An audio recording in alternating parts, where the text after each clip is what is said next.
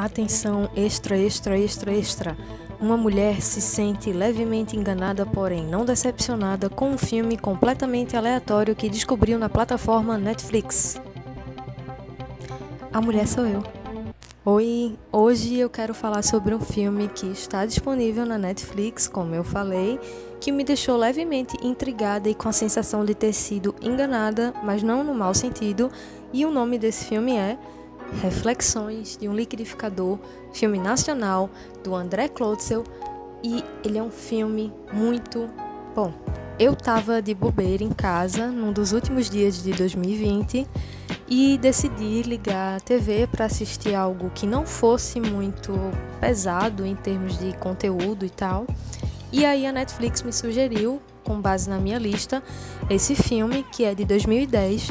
Tinha apenas 80 minutos, o que dá mais ou menos 1h20, então eu decidi assistir. Sinopse, a gente entende que se trata de Elvira, uma mulher paulista, dona de casa, uma pessoa bem pacata, com uma certa idade, e ela começa a ficar meio desorientada depois que o marido dela desaparece.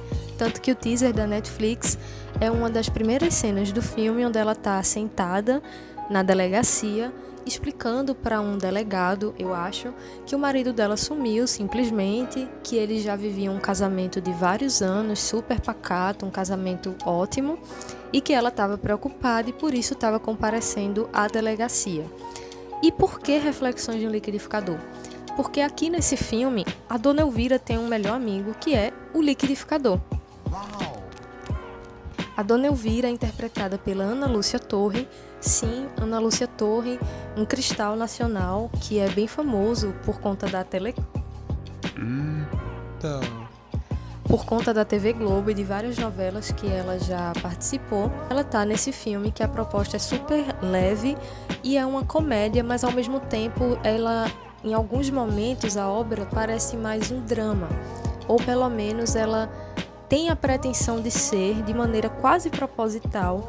Existe todo um pretensionismo dentro, e eu vou explicar por quê. Ele não é um filme feito nem de longe para ser algo 100% verossímil, que é uma coisa que eu particularmente, já no começo do filme, gostei muito. Eu sou uma pessoa que gosto de sentir que não estou em momentos de ficção, em obras de ficção, eu gosto muito de sentir esse desprendimento com a realidade, mas não qualquer desprendimento, claro, feito de maneira mal feita. Um desprendimento que tem ali uma base sólida, suficiente para eu acreditar minimamente no que está acontecendo. No filme, a Dona Elvira, que é a dona de casa, ela de repente começa a escutar uma voz dentro de casa, quando ela está sozinha, que vem do liquidificador. Esse liquidificador, por sinal, é interpretado, ou melhor, narrado pelo Selton Mello, e esse liquidificador começa a conversar com ela com muitas indagações. Como ele é um objeto, ele naturalmente não sabe como funciona o ser humano, ele não sabe como funciona a nossa vida, como são as nossas dinâmicas. Ele tem um conhecimento muito limitado apenas aquilo que ele via, que era o seguinte: antes de parar na casa da Dona Elvira, esse liquidificador já tinha sido utilizado em um estabelecimento que era da Dona Elvira e do seu marido. E ele estava por lá, então ele era muito limitado a ouvir apenas aquilo que acontecia naquele espaço. Quando ele vai para um ambiente doméstico, familiar, óbvio que a dinâmica muda, os dias vão ficando mais parados do que num comércio. Então, na carência, vamos dizer assim, de ter essa troca, ele começa a conversar com a Dona Elvira. E é sempre muito interessante, na minha opinião, o tipo de monólogo que ele cria, que parecem coisas muito óbvias pra gente, mas não são tão óbvias assim. Incrível a capacidade que você acaba criando de ver no liquidificador, quase que desenhar na sua cabeça uma imagem de uma pessoa a partir de um objeto. E isso é algo que sempre me impressiona, porque nota-se a capacidade absurda que a direção conseguiu ter de artefatos e maneiras de retratar esse liquidificador, seja por meio dos ângulos de câmera, que muitas vezes se tornam ângulos de primeira pessoa, como se o liquidificador estivesse vendo literalmente o que está acontecendo, seja pela narração, ou pela escolha dos momentos onde esse liquidificador vai se posicionar. Tendo tudo isso em mãos, eles conseguem fazer com que você crie mesmo uma visualização desse liquidificador que vai além do objeto que está na sua frente. E isso me lembrou muito essa coisa da gente, da performance, das personas que nós criamos, todos nós, sem distinção. Não importa se você é um adolescente, um adulto ou uma dona de casa de meia idade, nós criamos personas que nós apresentamos para o mundo. O liquidificador, porém, ele vive ali numa situação delicada. Ele ainda está tentando entender o que ele é, por que ele é, e ao mesmo tempo ele está tendo que ter todo o trabalho de entender quem somos nós, para que somos nós, de onde nós viemos, para onde vamos e por que nós agimos daquela forma que ele não consegue entender, mas que ao mesmo tempo ele fica muito fascinado. Essa questão da gente criar personas, o liquidificador também, ele é como se estivesse em busca da persona que ele vai assumir no meio desse mundo caótico, violento e barulhento que a gente vive. O filme, por incrível que pareça, apesar de ser classificado como uma comédia, ele acaba sim tocando em mais um aspecto desse nosso existencialismo, que é a realidade. Além da gente estar sempre tendo que desenvolver personas para lidar com a sociedade, a gente muitas vezes fica presa a um conceito muito forte do que é real ou não. E eu gosto que o filme brinca muito com isso. Como eu falei, em vários momentos as atuações são bem rebuscadas e exageradas, quase como se fosse uma peça teatral mesmo, e isso para mim ficou muito legal, porque justamente a gente começa a perceber que esse compromisso com a realidade talvez não seja algo tão importante assim, nem pra gente que está assistindo a um filme como telespectador, nem dentro do universo do próprio filme com os personagens. Existem vários momentos ali onde você poderia pensar que talvez a cena pudesse ocorrer de uma forma menos caricata, mas eu acho que não. As coisas têm que ser caricatas porque às vezes a gente fica muito presa a um conceito de realidade, a gente quer tudo muito bruto, tudo muito cru, e isso acaba resultando às vezes numa decepção muito forte, porque afinal, a realidade de cada pessoa vai ser diferente. Em alguns momentos, quando a Dona Elvira está sozinha com o liquidificador, você pode pensar que ela está perdendo sim o tato com a realidade. Mas por que a gente pensaria isso de imediato? Afinal, o filme nos apresenta o personagem, ele cria todo um roteiro para esse personagem, cria a motivação, cria a finalidade desse personagem, mas mesmo assim a gente ainda fica com a pulga atrás da orelha pensando, não, eu acho que essa mulher é louca, mas será que é realmente? O que é que leva a gente a pensar o tempo todo que tudo pode ser delírio ou que as coisas não são tão reais assim?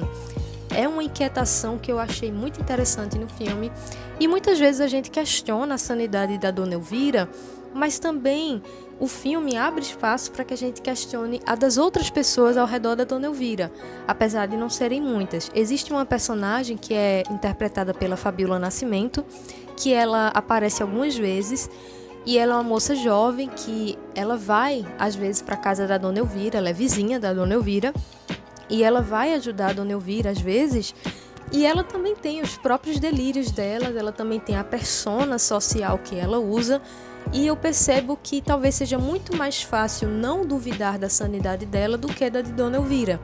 Afinal, por que falar com um liquidificador seria necessariamente algo ruim?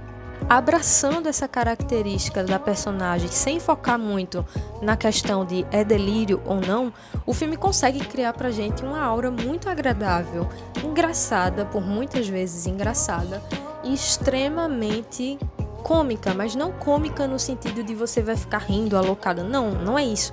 As situações em alguns momentos são beirando um absurdo que você fica achando aquilo tudo talvez engraçado, mas um pouco preocupado. Poxa, isso é engraçado, mas também é um pouco sinistro. E o sinistro do filme mora justamente em todas essas incertezas que eu falei, em relação à nossa persona, em relação aos nossos delírios, às nossas paranoias e ao nosso medo em desenvolver tudo isso. A grande problemática do filme e o que leva o filme ao seu ápice, que obviamente eu não vou falar aqui, porque vale muito a pena assistir, é algo que talvez durante todo o filme fosse muito previsível, mas mesmo sendo previsível, quando chega você ainda fica chocado, talvez achando aquilo tudo, novamente, extremamente caricato, mas sabendo lá dentro que talvez seja possível. Quem é que vai me garantir que diante de um mundo tão doido como esse, as personas que me apresentam não são totalmente íntegras e reais? Quem é que vai me garantir que não são realmente apenas personas, que são realmente apenas pessoas que se apresentam de uma forma para mim e podem se apresentar de outra forma para outra pessoa? Então eu fiquei um pouco paranoica em relação a isso, pensando, já que a gente tem Dona Elvira como a figura de dona de casa pacata, ela é aquela senhora que você encontra em quase qualquer esquina, de qualquer vizinhança amiga. Então é um filme que desafia, inclusive, esse estereotipo. É um filme que, com a personagem principal, sendo essa mulher, ela é bastante boa no que ela se propõe a fazer. Eu gostei que é um filme que em momento nenhum desafia ou subestima a nossa inteligência em relação a essa questão. Apesar de ter sido dirigido por um homem, eu achei que a forma que apresentaram a personagem feminina foi muito boa.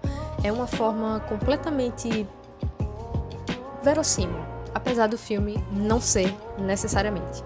Em meio a tudo isso que eu falei, eu acho que 1h20 é muito pouco tempo para a quantidade absurda de entretenimento que o filme acaba trazendo. É realmente surpreendente o que conseguiram fazer nessa 1h20. O filme, no começo, diz que ele foi feito com incentivos da empresa de telefonia Oi, se eu não me engano, o que prova que muitas vezes o cinema do Brasil sempre, desde muito tempo, acaba tendo que recorrer a vários tipos de recursos para se realizar e mesmo com tão pouco consegue fazer muito. O filme, por exemplo, se ele tem 4 locações é muito, e a maior parte do filme ocorre dentro da casa da Dona Elvira. Então é um filme que foi barato, presumo, para realizar. Ele é um filme que não tem grandes efeitos ou grandes coisas feitas assim com câmera, inclusive o jogo de câmeras é bem simples, mas mesmo assim, no meio dessa simplicidade, ele conseguiu achar um local de fala muito bom que eu tô sentindo muita falta. O filme é de 2010, mas eu tô sentindo muita falta dessa questão onírica, dessa viagem, o termo é esse, dessa viagem em filmes num geral, não apenas em filmes nacionais. O que me deixa muito reconfortada em ter descobrido mais um filme desse tipo. Eu acho que a Dona Elvira seria quase como uma Amélie Poulain envelhecida do mundo invertido. É isso, eu não tenho mais o que dizer.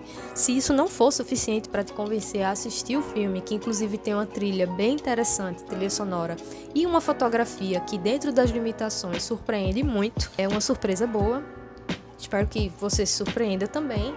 Se um liquidificador começar a falar com você, talvez aceite isso.